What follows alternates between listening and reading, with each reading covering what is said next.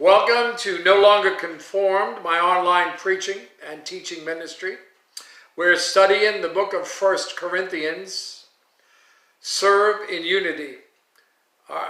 In this session, we'll be looking at 1 Corinthians chapter 13, the second part of verse 4. Love is content.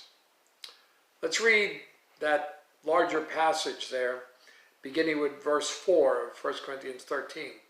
Love suffers long and is kind. Love does not envy.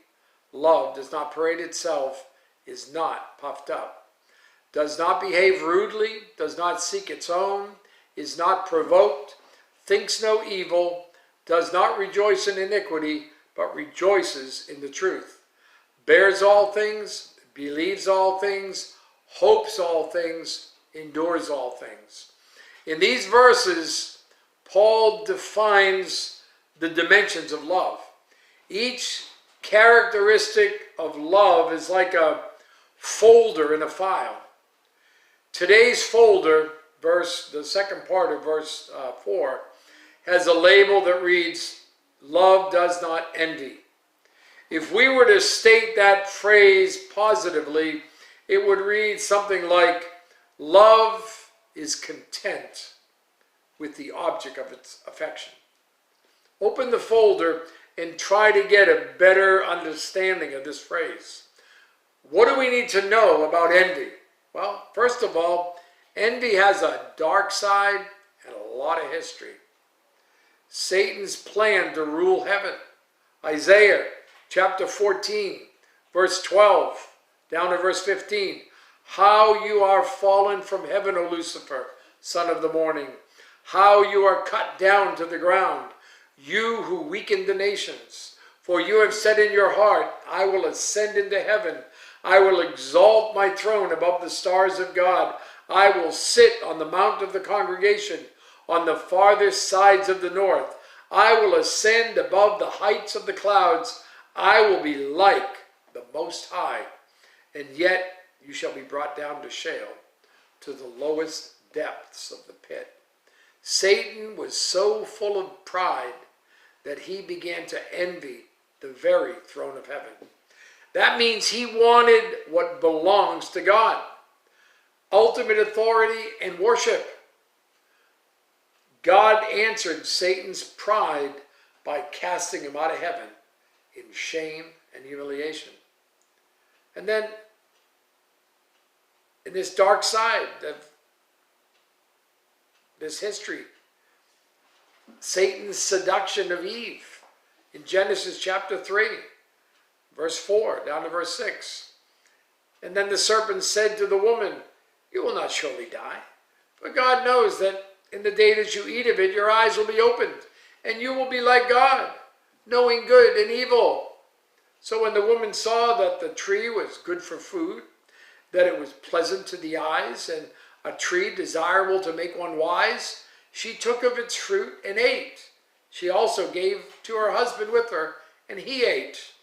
After Satan convinced Eve that God was withholding something from her, she began to envy the one thing she did not have. And in God's prohibition of envy, Exodus chapter 20, verse 17, you shall not covet your neighbor's house. You shall not covet your neighbor's wife, nor his male servant, nor his female servant, nor his ox, nor his donkey, nor anything that is your neighbor's. The last of the 10 commandments prohibits envy. The word covet is synonymous with the word envy. The root word of the word translated envy is to boil. In the New Testament, envy is identified as a work of the flesh. It is associated with strife in Galatians chapter 5, verses 19 to 21. It's associated with bitterness in James chapter 3, verse 14, with lust in James chapter 4, verse 5, with verbal attacks in Galatians chapter 5 and verse 26, and in 1 Peter chapter 2 and verse 1. And second, envy has a predictable development process. How does envy manifest itself in relationships? I mean, what are the stages of its development? Well, the first stage of envy, discontentment because of unfulfilled expectations. Envy finds an opening in our lives when we become dissatisfied with someone who fails to live up to our expectations. We can become discontent with another's performance or behavior in comparison to our expectations. The second stage of envy, disillusionment. Confusion enters our thoughts. James chapter 3 and verse 16 reads, "For where envy and self-seeking exist, confusion and every evil thing are there." Nurturing discontentment leads to disillusionment. We begin to look at each other and our circumstances differently, negatively, thinking things like, "I never thought it would be like this. I thought they were supposed to love me. Why can't we get along? What is pulling us apart?" And stage 3 of envy, deception, infatuation with an illusion. Envy focuses on the illusion of someone who can meet our emotional and our physical needs and expectations. Next, begin unfair comparisons to others. Your spouse, your child, your friend can't measure up to a coworker or a celebrity on TV. And then stage 4 of envy is desire. I can't live without it. The advertising industry has mastered this ploy of the devil. They convince people that an illusion can bring them happiness or significance. They appeal to some felt need, and then the boiling process fires up. The message we tell ourselves sounds like this: I like it, I need it, I want it, I cannot live without it, I will do anything to get what I want. Those that continue to boil inside towards someone else will break relationships and consider ending marriages. This is envy at work. And then stage 5 of envy, destruction. The relationship is damaged.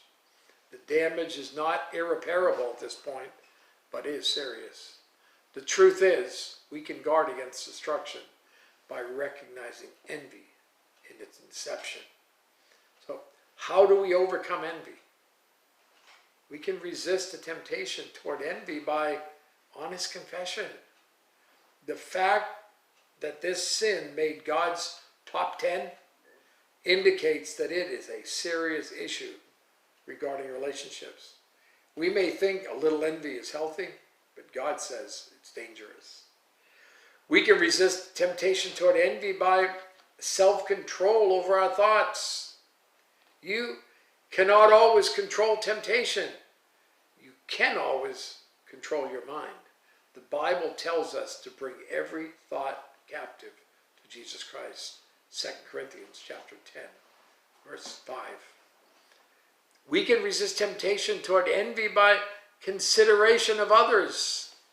We can overcome envy if we would consider the feelings of others and our own shortcomings. We can also resist the temptation toward envy by practicing contentment. Do you remember how to state this characteristic from a positive perspective?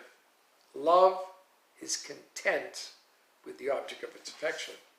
While the case studies on envy are many, few events illustrate the dangers of envy more than the house of David and Bathsheba. When King David looked from his housetop and saw Bathsheba taking a bath, he could never have imagined the pain and heartache that he was about to create. As a result of David's sin, his whole family disintegrated into a series of domestic crises. You can trace the trouble in his home in 2 Samuel. His son Amnon raped his half-sister Tamar. In retaliation, Tamar's brother Absalom murdered Amnon. Then Absalom led a conspiracy against his father David. Absalom also committed adultery with David's concubines. And eventually, David's military leader Joab killed Absalom. According to the prophet Nathan, that chain of events transpired because of David's moral failure with Bathsheba. That's in 2 Samuel chapter 12, verses 10 and 11. Envy never produces the gain that it anticipates. It, however, creates much pain. So Paul says, love does not envy. You have a great day.